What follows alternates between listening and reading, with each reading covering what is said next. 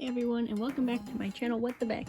Today I'm going to do a crochet tutorial, and it's inspired by these little guys. I just made these for a pride festival that I did last week, and they're really simple and easy, and they're really good for using up scrap yarn. So let's get into it. You will need preferably a sport weight multicolor yarn, a 4-weight yarn. This is a scrap. It's from one of those cakes that changes colors, so I'm not sure if I'll get to the purple part, but I'm going to start with the blue. 12mm safety eyes, but you can use a different size if you want. I just find that this size looks really cute with this size of pattern. You will need a 6mm crochet hook, and I'm not even sure if this is 6mm, it's an H, but that's what I'm going to use today. You'll need scissors, you'll need a yarn needle, and preferably a stitch marker. So to get started, you're going to just find the end of your yarn and your other yarn, and you're going to hold those two together. Then you are going to make a magic circle, and if you don't know how to do that, there are tons of lovely tutorials on YouTube to show you. I might make one eventually, but I'm not going to do that today. So now that you have your magic circle, you're going to put 6 single crochets into the circle.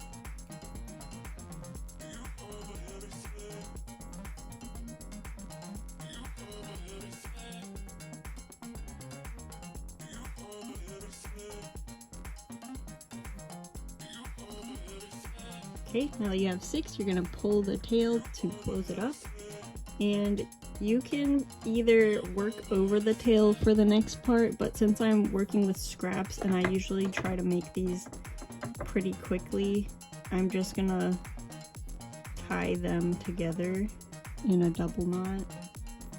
Or I guess it's a square knot, I just tie it twice. There we go. Put your loop back on your hook, and this is kind of loose now, but I kind of just like make up for it later, which you'll see in the next round. So for round 2, we're going to just do an increase in each stitch, so we'll have 12.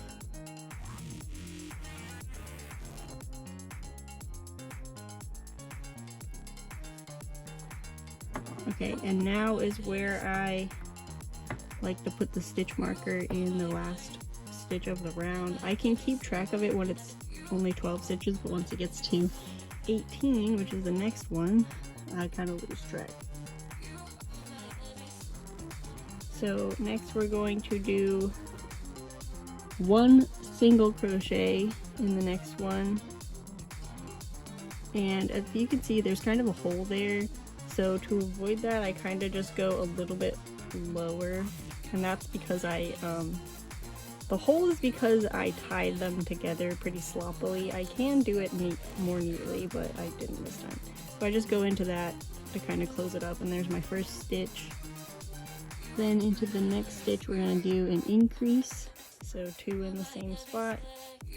And we're going to repeat that pattern of doing 1 in the next stitch and 2 in the next stitch all the way around, and that will give us 18 stitches.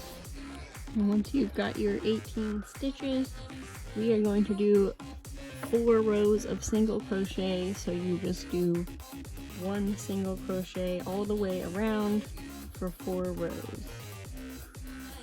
And once you do those 4 rows, it'll look like this, and this is where we're going to add the eyes.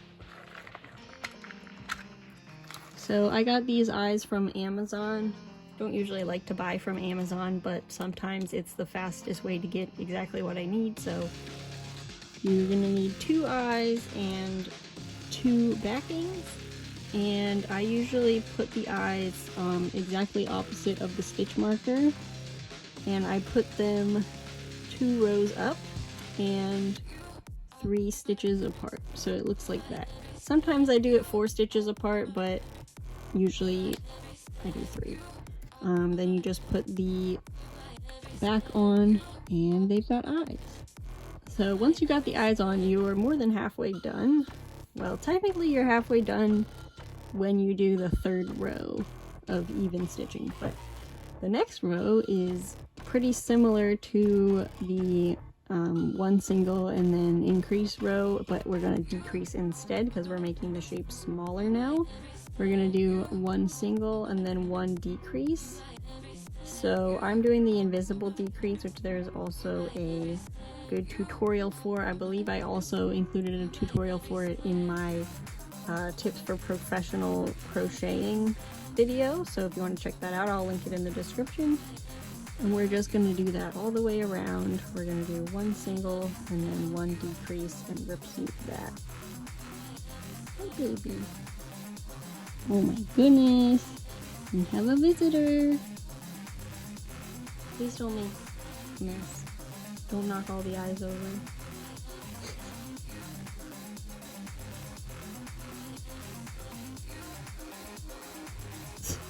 Bye. Okay, so once you finish that row, we're gonna put some stuffing in here, and I admit that I forgot to mention that you need stuffing, but for most toys and little things like this, you need some stuffing. Which is actually ironic because I forgot to bring stuffing with me when I went to the Pride event and I had to buy some new ones. So let's grab some. You only need about a handful. I might need a little more than this. But we're just gonna put it inside of the stress ball like so. And that's actually a pretty good amount. So now you're going to put your hook back in the loop, and we're going to just decrease 6 times. I don't leave the stitch marker in at this point because it's easy enough to count to 6, but I just go through and do 6 decreases.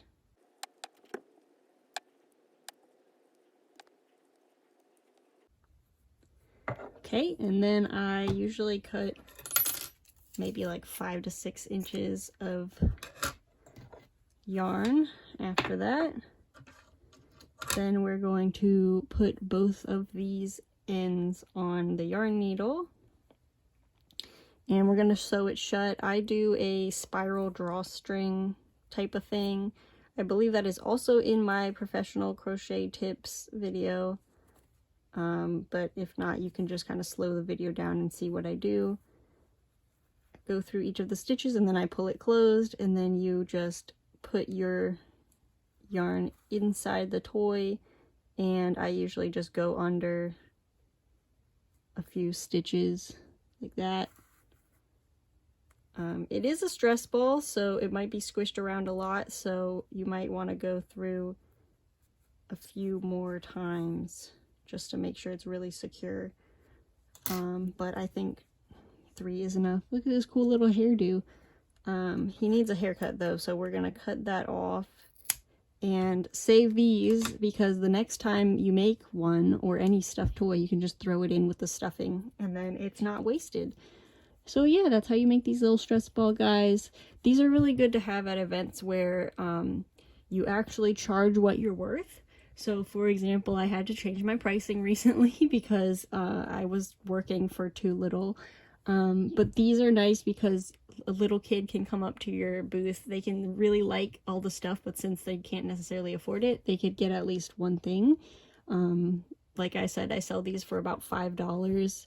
And I actually made $100 in sales of just these, which is great considering they're made out of scrap material.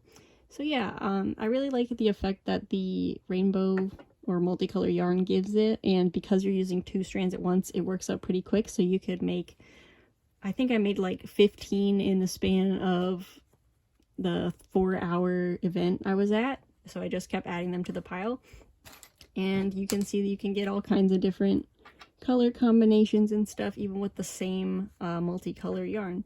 So yeah, I hope you enjoyed this tutorial. If you want to send me a tip, you can do that through my PayPal link, which is in the description. I also have a Patreon where you can pay me $1 or more a month, and I can give you exclusive behind the scenes content such as that of my cat who likes to jump in here and my own personal projects that I'm working on.